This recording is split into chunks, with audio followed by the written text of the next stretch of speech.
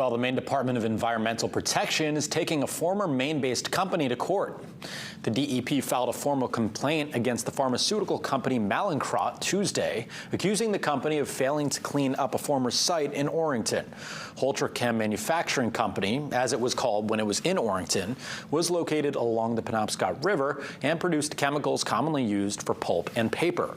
DEP says the plant significantly contaminated the Penobscot with highly toxic levels of mercury and other chemicals that were found in the river, groundwater, and surrounding soil as well.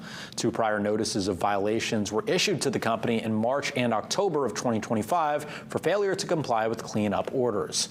The DEP says, quote, "While progress has been made, it began to slow down as early as 2018 when Mallinckrodt began the first of several attempts to seek relief from meeting the order's requirements.